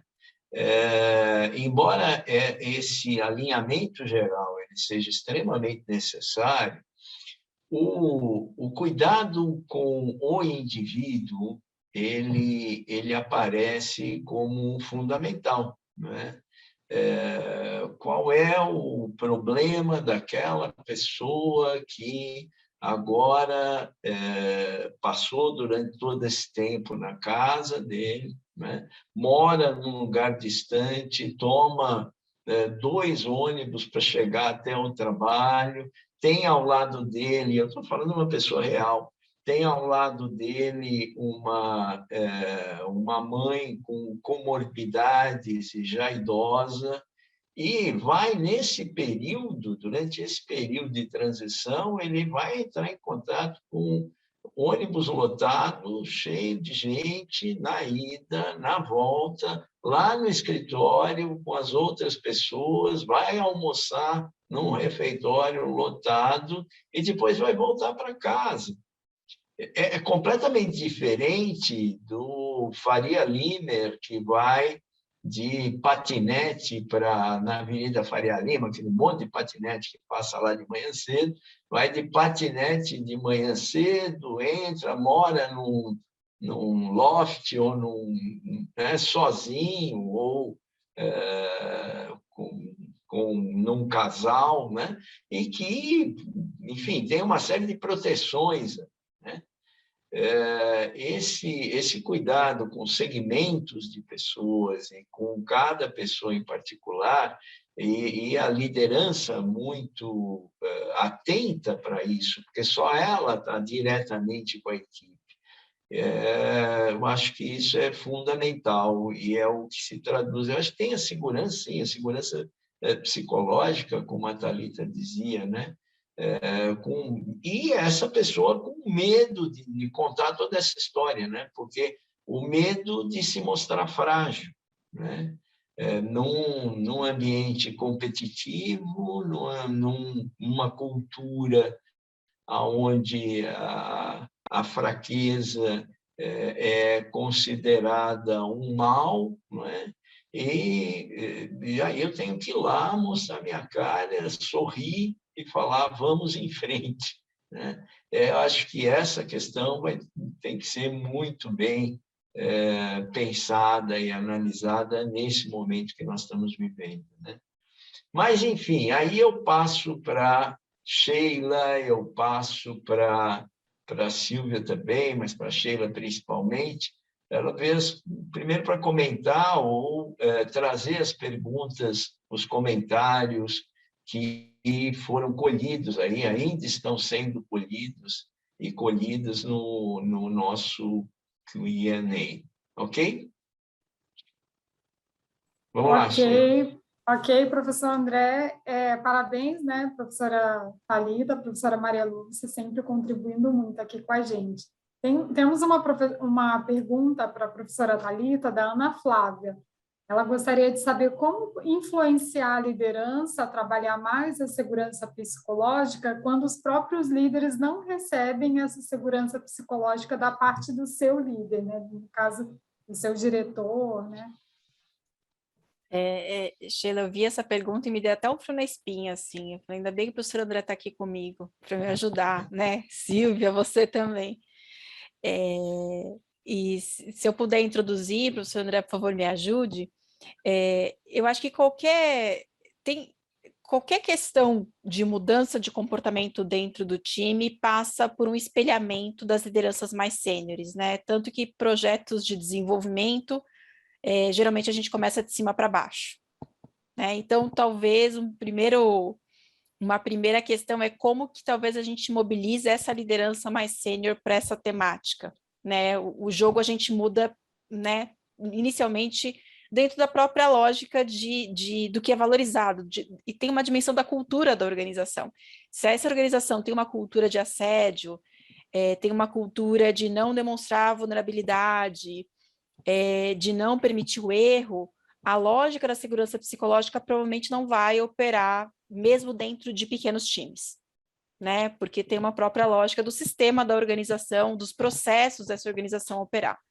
Então, eu diria, para insistir com esse time de liderança sênior e talvez trazer evidências científicas de quanto segurança psicológica tem relação com performance, né? Principalmente se a gente estiver falando de trabalhadores do conhecimento.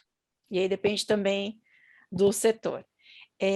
Mas, de qualquer maneira, eu acho que tem alguns pequenos movimentos para um líder ter um pouco mais de segurança psicológica dentro do seu time e desenvolver uma relação de mais liderança inspiradora do que ele recebe, né? De construir esse clima dentro do próprio time. Talvez não seria e a gente também, segurança psicológica também não é sim e não, também você tem mais ou menos, mas um líder que deliberadamente conhece isso, entende os benefícios da segurança psicológica, pode sim, fazendo essas pequenas ações, como a gente citou aqui, aumentar o grau de segurança psicológica dentro do seu time, entre os membros desse time. Não sei se o professor me ajuda aqui, como que o senhor contribuiria para essa questão? Bom, meu papel aqui não é esse, né? Mas já que foi perguntado, olha, eu acho que depende de quem está fazendo essa pergunta. Se quem está fazendo essa pergunta é a liderança direta, né? A liderança média da empresa, a resposta vai muito no caminho do que a Thalita disse, né? Ele tem que ter autonomia, tem que desenvolver a sua própria segurança para criar no time, não é, um ambiente diferente daquele que os dirigentes, por algum motivo, nós estamos vendo hoje no Brasil tantos dirigentes que são assim pouco inspiradores, mas enfim, nas empresas isso também acontece, eu sei que acontece. Ele conseguir, vai falar, é uma bolha, bem, pode ser uma bolha, né? Desde que esse líder que está fazendo essa pergunta, ele tenha certeza dos princípios dele e que vai fazer valer outros princípios. Ou seja, ele saiba que é função fundamental dessa liderança desenvolver confiança, uma relação de confiança com a equipe. E você só desenvolve uma relação de confiança na medida que as pessoas se sentem num ambiente, como estava lá no que a Thalita dizia, onde podem falar, onde podem colocar suas questões, aí é que está a relação de confiança. Aí ele vai ser uma bolha, legal, vai ser uma bolha, mas precisa ser uma bolha com resultado. Porque na medida em que ele produzir resultado com essa bolha, ele vai ter condições de argumentar com esse dirigente, né? Se a pergunta vem do líder. Eu acho que a resposta encaminha por aí. Vamos conseguir resultado, mas conseguir resultado com segurança psicológica, com relação de confiança, com uma atitude inspiradora, vamos fazer de uma forma diferente, né? Mas não fugir de produzir resultado, pelo amor de Deus. Silvia, você quer falar alguma coisa? Não, professor, vocês colocaram muito bem. Eu só gosto de trazer muito esse exemplo, essa questão para o home office, né, para o híbrido. Se os gestores, se os líderes não derem um exemplo e não utilizarem realmente as políticas e se apropriarem dessa modalidade, as equipes não terão segurança e tranquilidade para fazer isso. Essa seria a minha única adição. Não, esse acho que é um ponto fundamental agora no retorno, né? O retorno do híbrido está sendo discutido basicamente no seguinte: será que é 2 e 3 ou será que é 3 e 2? Quer dizer, pouco importa não, a empresa tem que ver qual que é a alternativa. Mas essa não é a questão, né? Essa questão que a Silvia trouxe agora é uma questão banal mas fundamental. Se o líder não fizer 3 e 2 ou 2 e 3, quer dizer, ele deixar de ir, ele precisa deixar de ir. Porque se ele for, vai todo mundo na próxima segunda-feira, né? E aí é que está a questão, né? Porque todo mundo vai se sentir inseguro de não ir. Né? Bom, legal, Sheila.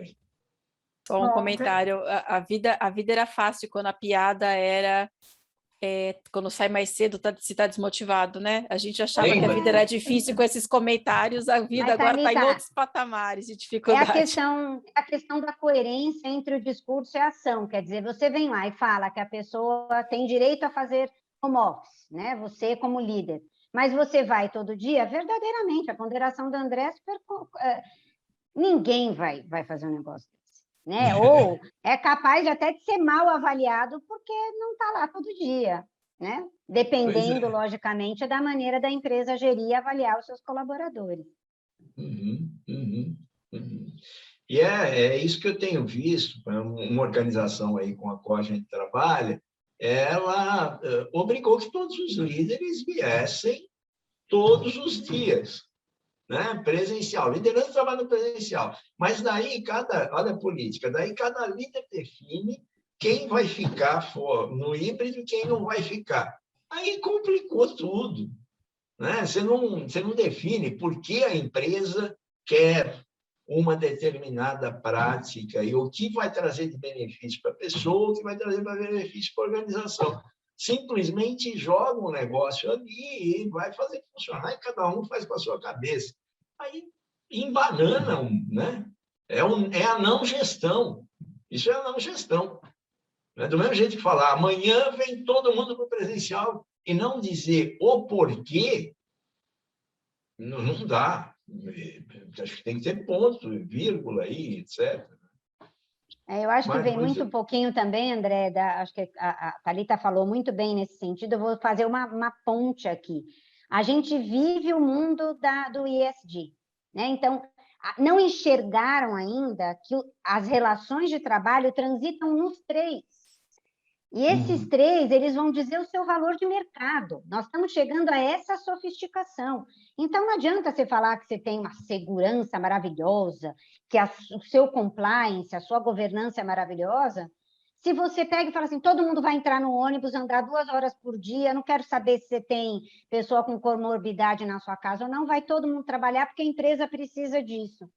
E o comprometimento do nome. E o efeito disso, a gente viu aí em várias situações, o que o comentário de algumas pessoas dentro do ambiente da empresa ocasionam com o valor da ação da empresa no mercado, né? Infelizmente, às vezes a gente só aprende pela dor, então, dependendo do caso, as empresas vão se conscientizar também, os líderes vão se conscientizar com essa mudança de valor da companhia pelo que ela faz ou ela deixa de fazer, com a coerência do seu discurso e da sua ação, né? Perfeito, sem dúvida, sem dúvida. Sheila, você tem ainda mais direito a mais 2 perguntinhas. Vamos explorar. Professor André. Tem uma pergunta aqui da professora Mafalda, que está com a gente, para a professora Maria Lúcia. Ela gostaria que a senhora comentasse um pouquinho sobre o modelo de trabalho em home office quando a matriz está em uma cidade, né, e as outras estão em outras cidades. Como que faz nesse caso, né? Os colaboradores devem acompanhar os feriados da matriz? Nossa Senhora, Mafalda só podia fazer pergunta difícil, né? Muito complicado a gente conciliar isso, Sheila, e não é só em relação ao pessoal dentro do Brasil. A gente tem muitos casos, eu tenho muitos clientes que as pessoas viajam para fora. Elas vão prestar atendimento a projetos ou mesmo a construção de ambientes fabris fora. Eu vou seguir que feriado? O da companhia. Quando o brasileiro está aqui, ele está viajando, ainda é mais fácil. Vou falar, não, hoje é feriado aqui no Brasil, mas não é lá. Trabalha, te pago em dobro e etc. Agora, quando a gente está falando do próprio Brasil, e a gente tem aquele complexo de vira-lata achando que Brasil tem pouco feriado. Quando você começa a trabalhar com alguns outros países do mundo, você fala assim, a gente até que tem pouco, né? Mas, de qualquer forma, vou lidar como? Eu vou aplicar o feriado local, vamos expandir isso para o feriado religioso. A gente tem várias discussões na Justiça do Trabalho falando de feriados religiosos, que são para algumas pessoas, não são para outra, não é para a empresa para a qual você trabalha, ou pior, é para a empresa, ela libera todo mundo, ele fala, mas eu quero trabalhar porque não é feriado meu. Eu sou, por exemplo, cristão, o feriado é judaico, eu quero trabalhar. Se a empresa é judaica, não tenho nada a ver com essa história, porque depois vão querer me fazer trabalhar no Natal. Não vão, né? As empresas judaicas, normalmente, aqui no Brasil, respeitam a tradição do feriado religioso, declarado, inclusive, na nossa Constituição, o que chega a ser meio paradoxal. Mas é muito difícil a gente gerir esse tipo de situação.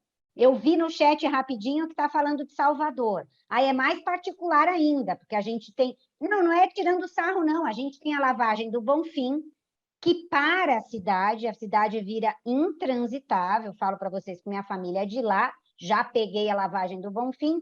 Como é que você não vai dar o feriado para essa pessoa? Especialmente se ela pregar esse credo religioso que tem aí o sincretismo, né, entre catolicismo e as religiões africanas.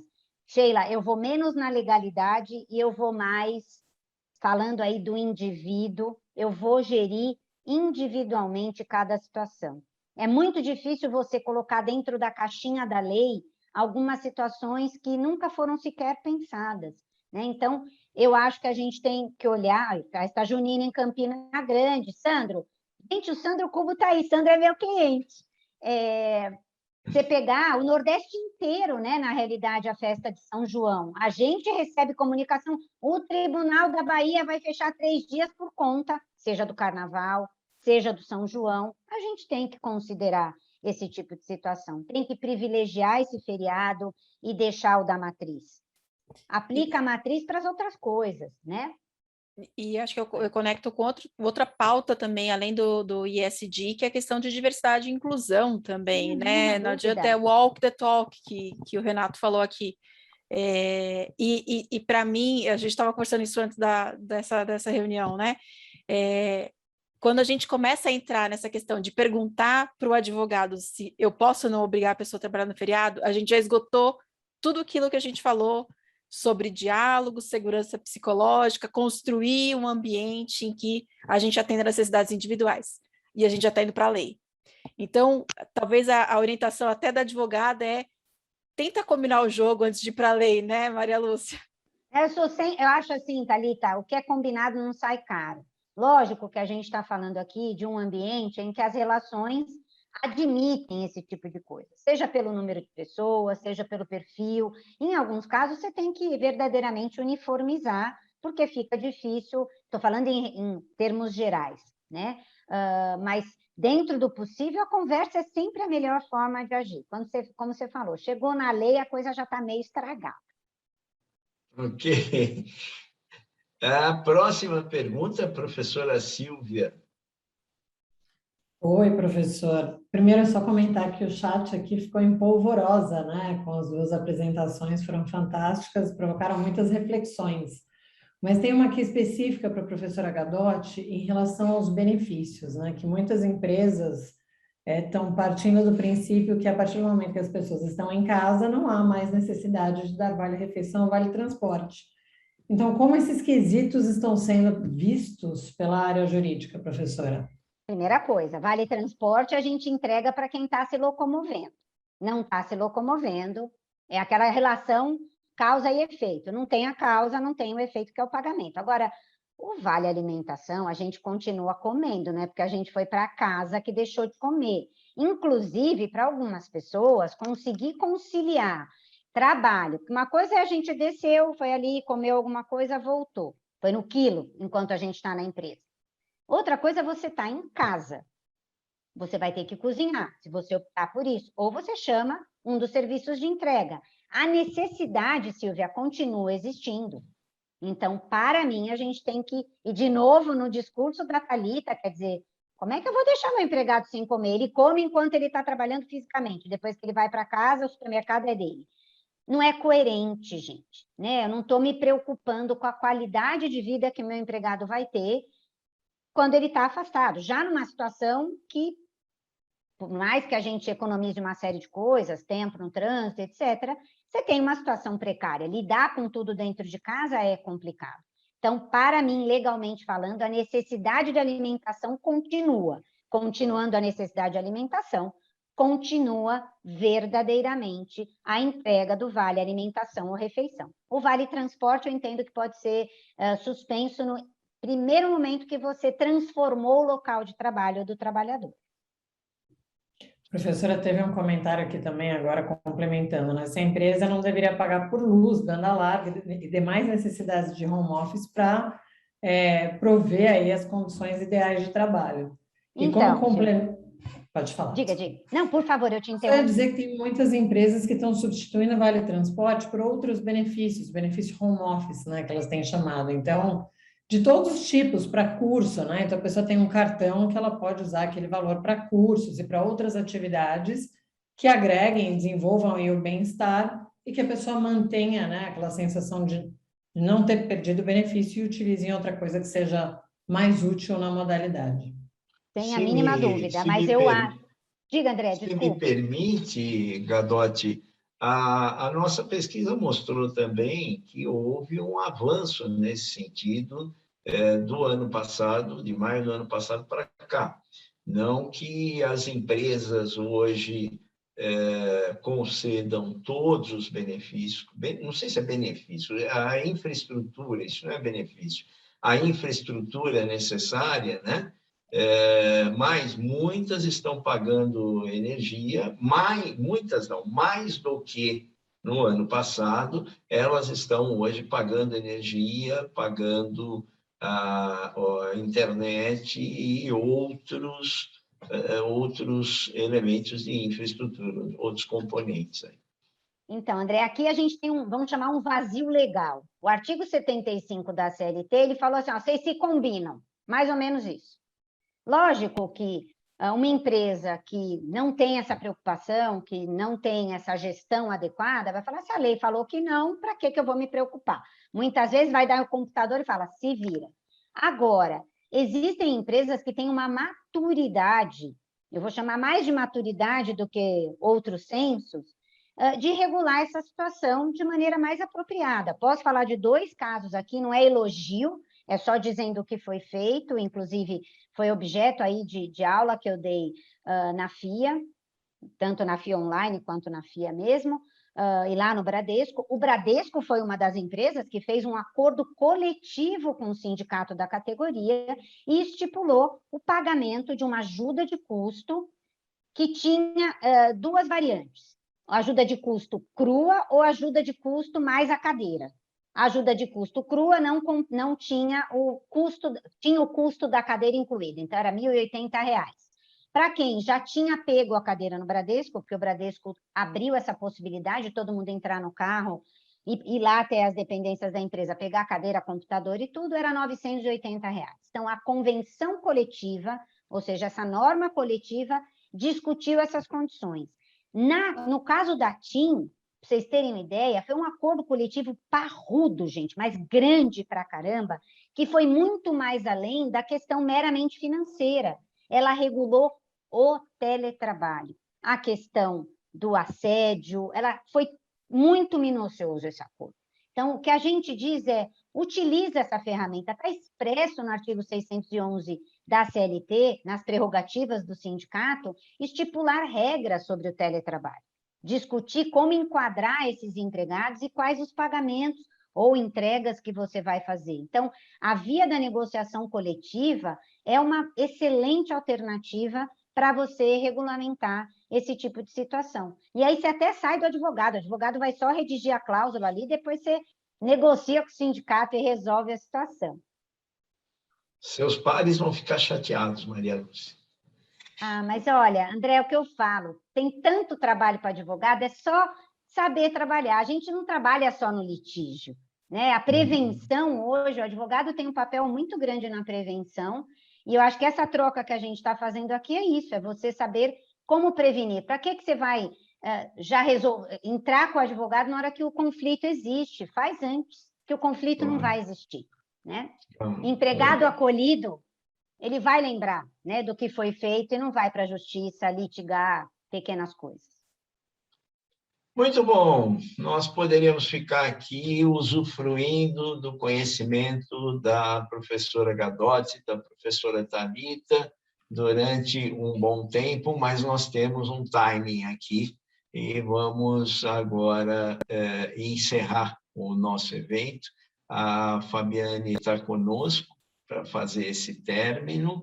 Eu, do meu lado, agradeço aí muitíssimo a Thalita, muitíssimo a Maria Lúcia, Silvia, Sheila.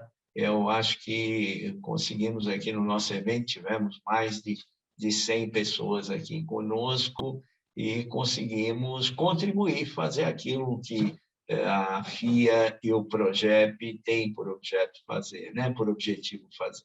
Contribuir para que a gestão ocorra de forma mais adequada, de forma a que os interesses eles sejam conciliados. E esse é o único jeito de fazer esse país crescer, né? Ter empresas que impulsionam esse crescimento, ter pessoas capacitadas para impulsionar esse crescimento. Muito obrigado. Fabiane. Teve, professor, todo o tempo com a gente, a professora Ana Cristina Limões de França, que é um grande nome da qualidade de vida no trabalho, a Lucinete Barbosa, do RH da FRIA. Alô, Lucinete. E eu estou aqui agora para conectar vocês com todos esses nomes, com o professor André Luiz Fischer, professora Maria Lúcia Gadotti, professora convidada da FIA, com a professora Thalita Cordeiro, e apresentar para vocês a nossa agenda de cursos. Vocês podem pegar o celular e apontar aqui para o QR Code, se fica mais fácil, ou então, ao final, eu já passo o e-mail da Vilma, que é a pessoa responsável por ajudar vocês aí nessa... Tá todo mundo vendo minha tela? Sim. Sim? Então, aqui, coordenadores do PROGEP, André Luiz Fischer, livre-docente da FEA-USP, Joel Dutra, grandes nomes do RH do Recursos Humanos no Brasil, a pós-graduação de Liderança e Gestão de Pessoas e Negócios, iniciando no dia 18 de outubro, 360 horas nos formatos híbrido e presencial. No dia 18 de outubro também, pós-graduação em Gestão Estratégica de Pessoas, híbrido e presencial. Business Partner, para Gestão Estratégica de Recursos Humanos, 48 horas, iniciando no dia 5 de outubro. Gestão de Carreira e Sucessão, oferecer elementos para estruturar a discussão da carreira na perspectiva da pessoa e da empresa, ampliar discussão sobre processos sucessórios nas organizações, iniciando no dia 4 de novembro, e capacitação de liderança para home office. Preparação de profissionais para home office, e o e-mail da Vilma, vilmac@fia.com.br, Vilma C de caseiro. O WhatsApp dela é 943-487483. É isso, senhores, e nos vemos nas redes da FIA. Obrigado, Fabiane. Obrigado a todos que estiveram conosco. Obrigada, professoras. Até a próxima. Muito Nós bom. que agradecemos, gente. Obrigada, boa noite a todos. Tchau, Boa noite. até a Boa próxima. noite. Até a Tchau, próxima. tchau.